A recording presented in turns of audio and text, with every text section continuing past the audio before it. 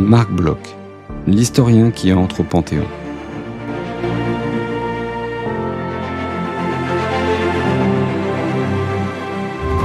Bonjour à tous. Nous sommes le 16 juin 1944, à l'aube. Dans un champ de Saint-Didier-de-Formans, dans l'Ain, une trentaine de résistants viennent d'être alignés pour être fusillés par la Gestapo. La plupart sont très jeunes, mais pas tous. Parmi eux se tient un homme de 57 ans et père de 6 enfants. Sur ses faux papiers, il se nomme Marcel Blanchard. Dans la Résistance, on le connaît sous le nom de Narbonne.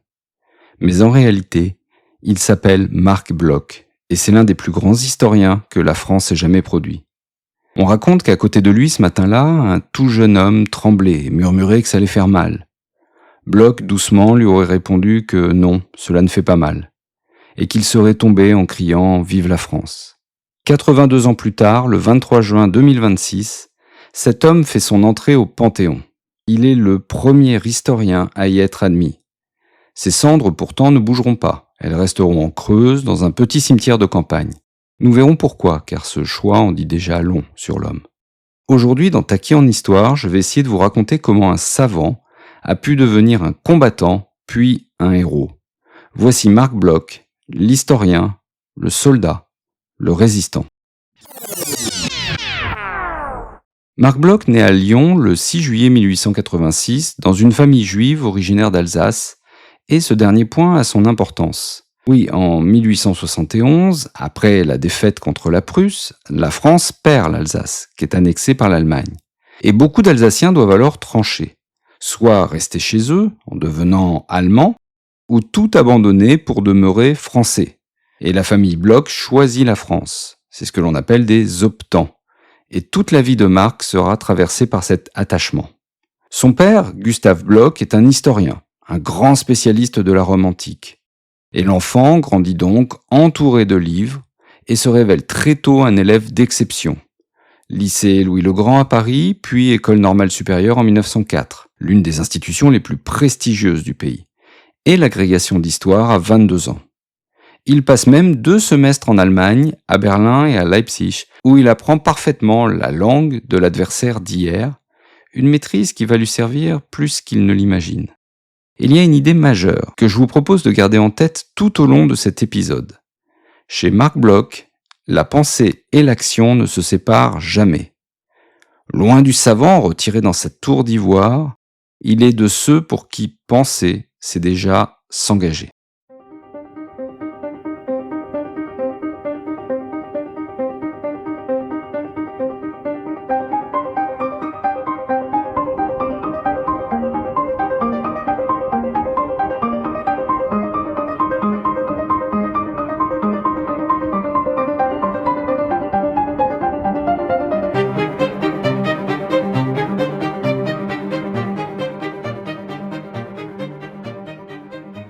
Mais avant de devenir ce grand savant, il y a la Première Guerre mondiale. En 1914, Marc Bloch a 28 ans. Il rentre tout juste d'Allemagne, son agrégation en poche, avec toute une carrière devant lui. Et comme des millions de jeunes hommes de sa génération, il part au front. Mobilisé sergent dans l'infanterie, il ne reste pas à l'abri d'un état-major. Il connaît la guerre des tranchées, la boue, le froid, les obus et la mort des camarades. Sa parfaite maîtrise de l'allemand, comme on l'a dit, finit par le faire verser dans le renseignement. Mais l'observateur, là encore, ne le quitte jamais. Il tient des carnets, il prend des photographies qu'il légende. Blessé en 1915, il profite de sa convalescence pour coucher sur le papier ses souvenirs de guerre. Il termine le conflit capitaine, décoré de la Légion d'honneur et d'une croix de guerre assortie de 4 citations. Pour un intellectuel qu'on aurait cru taillé pour les seules bibliothèques, c'est un courage que personne n'avait vu venir. La paix revenue, en 1919, Bloch a 33 ans. Il épouse Simone Vidal, avec qui il a 6 enfants, et il entreprend la grande œuvre de sa vie. Nommé à l'université de Strasbourg, une ville qui vient tout juste de redevenir française, c'est là qu'il va, peu à peu, bousculer toute sa discipline. Alors une précision s'impose ici, car on caricature facilement cette époque. L'histoire que pratiquaient alors les universitaires n'a rien de naïf. Des chercheurs comme Charles-Victor Langlois ou Charles Seignobos sont au contraire d'une rigueur remarquable. Ils ont forgé une méthode exigeante, fondée sur la critique des sources et la vérification minutieuse des documents. Un héritage que Bloch conserve précieusement. Non, ce qu'il leur reproche est ailleurs. Leur horizon lui semble trop étroit. C'est une histoire savante qui se concentre presque exclusivement sur la politique, la diplomatie, les grands hommes et les batailles, c'est-à-dire sur l'événement. Et à côté de cette histoire savante, en parallèle, à l'école de la République, on enseigne le roman national, une histoire de France conçue pour souder les citoyens autour du jeune régime. Alors c'est un projet qui a sa cohérence, mais qui laisse dans l'ombre des pans entiers du passé. Marc Bloch, lui, veut élargir le regard. Au-delà des rois et des dates, il pose des questions toutes simples. Comment vivaient les gens ordinaires? Que cultivaient-ils? De quoi avaient-ils peur? À quoi croyaient-ils? Il s'intéresse aux paysans autant qu'aux princes, à la forme des champs, aux outils, aux croyances, et surtout au temps long. Non plus l'événement d'un seul jour, mais ces structures profondes qui façonnent les sociétés pendant des siècles. En voici un exemple. En 1924, dans Les Rois thaumaturges, il étudie une croyance stupéfiante du Moyen-Âge.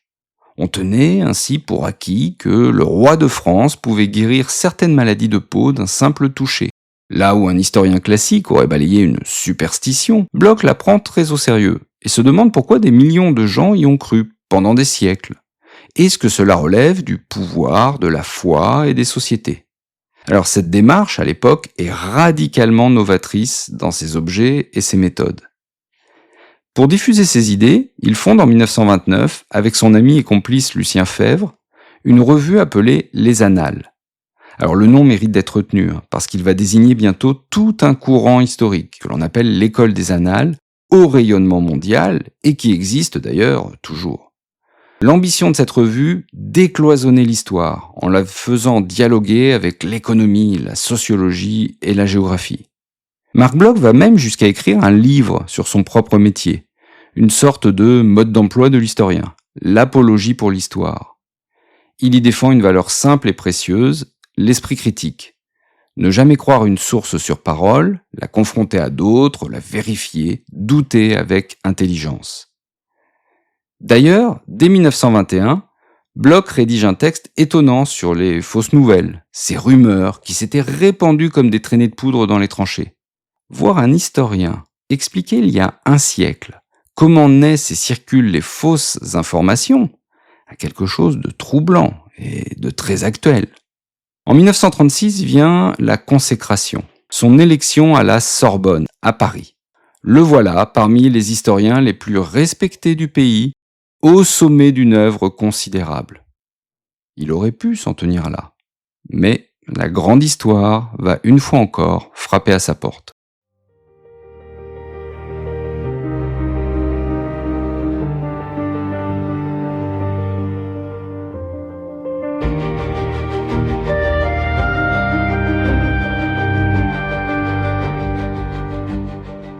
En 1939, la guerre revient, et tout sépare ce moment de celui de 1914. 25 ans plus tôt, Marc Bloch était un jeune homme, sans attache, semblable à tant d'autres. Le voici à 53 ans, père de 6 enfants, dont une fille de 10 ans, professeur célèbre et admiré à la Sorbonne. Il n'est plus mobilisable, et personne, absolument personne, n'attend de lui qu'il reparte. Il se porte pourtant volontaire, une seconde fois. Officier d'active, il vit de plein fouet l'effondrement de mai-juin 40, cette débâcle où l'armée française est balayée en quelques semaines. Évacué vers l'Angleterre depuis Dunkerque, il est débarqué à nouveau en France et échappe de justesse à la captivité. Et que fait-il de ce désastre? Il reste fidèle à lui-même. Il analyse à chaud, en historien. Il écrit pour comprendre pourquoi la France s'est effondrée si vite. Ce sera L'étrange défaite, publié seulement après sa mort. Et c'est là que se révèle quelque chose de rare. Bloch ne se contente pas de désigner des coupables faciles. Alors ok, il est sévère avec les chefs militaires, à qui il reproche non seulement de s'être laissé battre, mais d'avoir jugé très tôt qu'il était naturel d'être battu. Mais il ne s'épargne pas davantage. Il se range parmi ceux qui se demandent s'ils ont vraiment été de bons citoyens, retournant l'outil critique contre son propre camp et même contre lui-même. En fait, c'est un homme lucide et exigeant, qui refuse de se mentir, et qui, sous la sévérité du constat, garde une espérance: comprendre les erreurs pour reconstruire le pays autrement.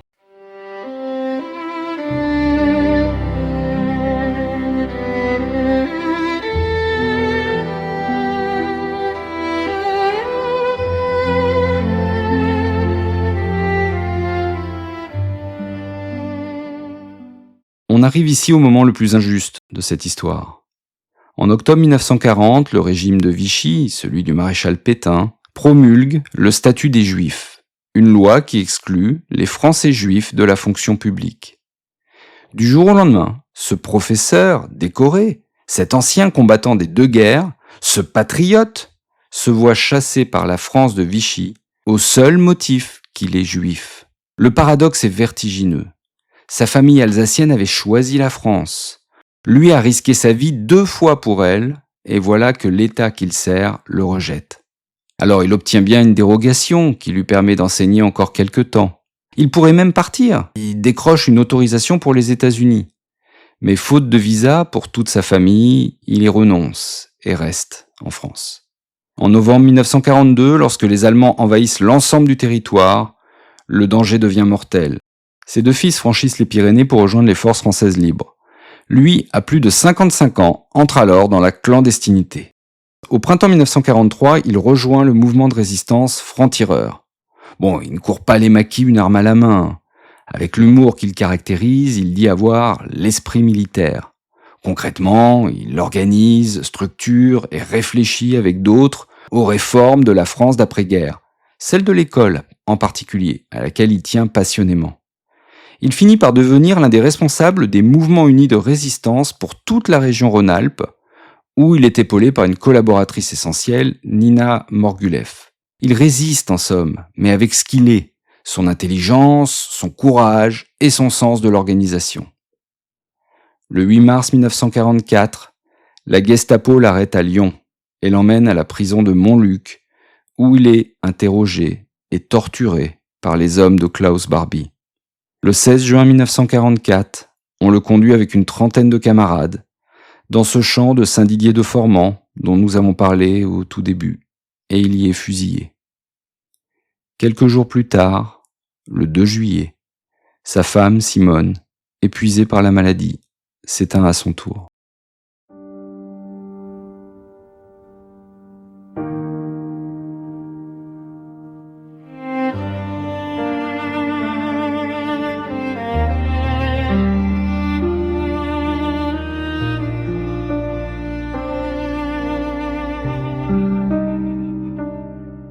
Le 23 juin 2026, donc, la République fait entrer Marc Bloch au Panthéon. C'est Emmanuel Macron qui l'a annoncé fin 2024, à la suite d'une demande portée par la famille et notamment par son fils Daniel, disparu peu avant à 99 ans. Un détail qui en dit long, ses cendres ne seront pas déplacées. Le Panthéon accueillera un cénotaphe, c'est-à-dire un tombeau vide, un monument purement symbolique, car Bloch repose en Creuse dans le petit cimetière du bourg d'Ems auprès de ses enfants. Sa petite fille l'explique avec simplicité. Il était si attaché à cette terre qu'il n'y avait aucune raison de l'en éloigner. Comme bien des descendants d'Alsaciens qui avaient tout quitté pour la France, il s'y était trouvé de nouvelles racines. Alors pourquoi lui et pourquoi maintenant ? D'abord parce que le Panthéon n'avait jamais accueilli d'historiens. Ensuite parce que ses combats résonnent étrangement avec notre époque. La défense de l'esprit critique contre les fausses nouvelles, l'attachement à l'école et à l'université, l'esprit de résistance et la conviction qu'il faut comprendre le passé pour éclairer le présent.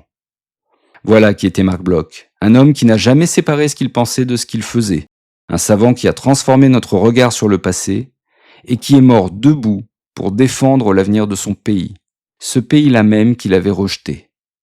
Le 23 juin, la France lui dit enfin merci. Si cet épisode vous a appris quelque chose, n'hésitez pas à en parler autour de vous. C'est ainsi que l'histoire se transmet, et c'est ce que Marc Bloch aurait souhaité. Et on se retrouve très bientôt pour une nouvelle page d'histoire.